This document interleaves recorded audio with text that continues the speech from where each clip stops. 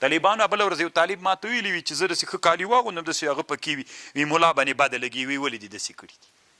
رښتیا د طالبانو ملایانو باندې دا چې د سړی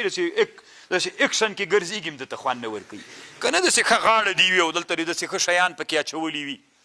قل ورته وایه من حرم زینت الله چا حرام کړی د زینت الله التي اخرج لعباده هغه چې الله راویستلی بندګانو ته هېچا هم نه ده حرام کړی حتی نه ورېښه هم حرام دي یو طالبانو د فاسقانو سره تشبیه کول دا بیله مسله یو د ښځو سره تشبیه کول دا بیله مسله طالب جانه ډېر ښه نستوڼی یې جوړ کړی ته لږ ودرېږه ملګري دې نستوڼی یې ویني ودرېږه چې څادر دې خلاص کړه ما کېږده طالب داسې وروښی داسې نر غوندې وروښی ټولو ته قرآن باندې اوس خبر درته کوم طالبانو ومولي د کېنه کمبل داسې نر ته ده چې داسې غاړه یي ها کومه ده کنداره د خو غاړه داسې نه ده د غاړه ځي او دا ده طالبان دا ویني طالبان کومه ده بل لږ ودرېږه طالب جان شرمېږه مه آفرین هغه خوندوره ده څادر دې لرې که دا طالبانو په دوی ښه نه لګېږي دې ته وایي چې کفر ده او اسلام ده او روا ده او ناروا ده هېڅ چې شیم نه ده طالبانو ورونو کښېنه اوس دلته طالبانو غوږ ورته ونیسئ یوارې به طالبانو یو څو خبرې درته وکړم ګورئ طالبانو ورونو هدایت څه ده هدایه د مونږ د احنافو له هدایې نه نیولې تر ټولو حنفي فقې پورې داسې لیکلي وایي نر دپاره ورېښم استعمالول په کالیو کې روا دي که ناروا ورېښم نر ته ورېښم استعمال ناروا ده که نه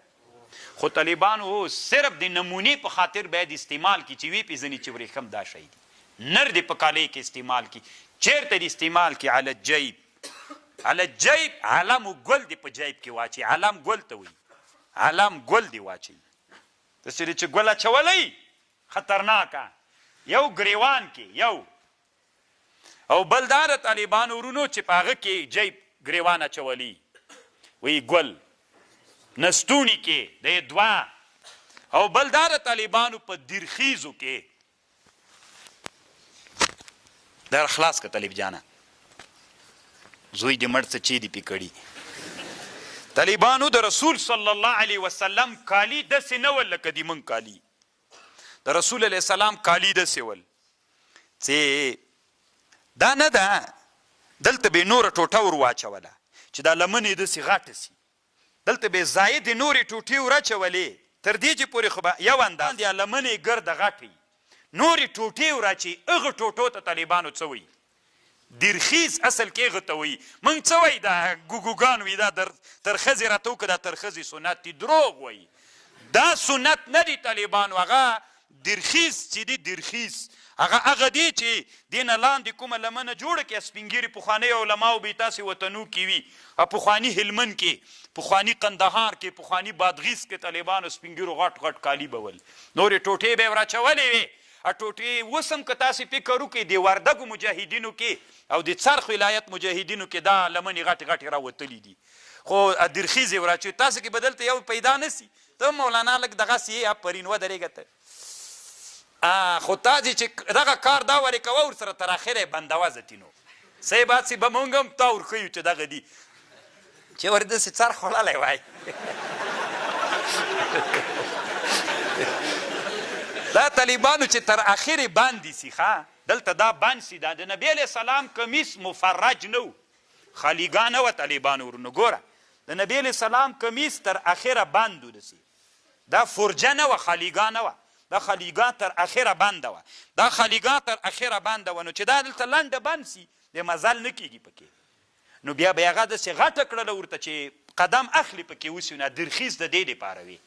خبر پوه نو اوس تاسې د حنفي فقهاو د څلورو مذاهبو علماو کتابونو ته متوجه سئ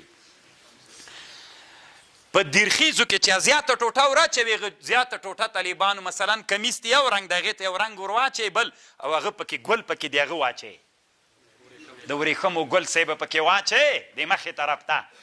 او په دې نستونو کې واچوي په دې قسم په الله دا ټول حنفي فقها وایي چې دا روا ده د نر دپاره دا علم د نموزج ده د نر دپاره طالبانو امام محمد رحمه الله سیر الکبیر کې لیکي وی د نر دپاره تڼۍ د سرو زرو جایز دي، د سرو زرو تڼۍ د نموزج دپاره. دا کتاب دا د جهاد کتاب ده. زه طالبان ته کله وایم مل دا امام محمد پوی ده چې دا شوقیان د دې شیان د مجاهدین طبیعت خلق دي. عین په کتاب الجهاد کې دا خبر هلته ذکر کړی چې یو طالب دا تڼۍ ځان ته د سرو زرو جوړه کړي جایز ده، د ورېښمو یې جوړه کړي. نو څه بخیل بخیل کېږي، روا دي وکړه ناروا دي وکړه. طالبانو ورونو دا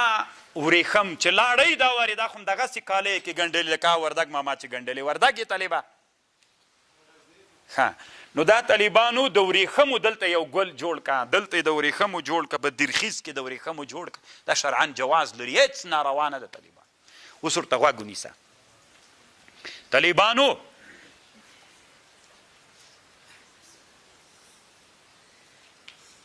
روى انه عليه السلام خرج، رسول علیه السلام یو ورځ راووت وعليه رداء قیمته 1000 درهم. نبی علیه السلام څادر اغوستی و، څومره قیمتي و؟ 1000 روپۍ طالبانو قیمت درلوده. وابو حنیفه رضی الله عنه يرتدي برداء قیمته 400 درهم. 400 درهم، 400 درهم طالبانو سپین زر دي، بیخي ډېرې غټې روپۍ کېږي، بیخي ډېره غټه روپۍ د طالبانو.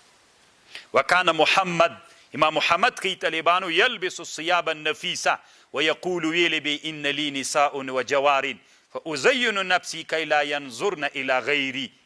ځان ورته ښایسته کوم چې بل څوک مې ونوي. امام محمد ښه ځواني هم درلوده طالبانو، لکه ډېر ښایسته و، کالي اغوندم چې هغوی بل چاته ونه ګوري، ما ته وګوري. دا اسلام کې ناروا نه ده طالبانو ورونه. اوس تاسې غوږ ورته نیسئ. خو چې تشبیه ته لاړ نسي د فاسقانو سره، د فاسق غوندې لباس به نه وي، د چا غوندې به نه وي. طالبانو بالکل هېڅ مشکل نه لري. قل ورته وایه ګوره دا په ټول لباس کې، که په څادر کې وي، لکه موږ تاسې د هلمند د جنوب ولایتونو د کندهار او دغه ولایتونو کې څادرونه څه خطرناک څادرونه وي.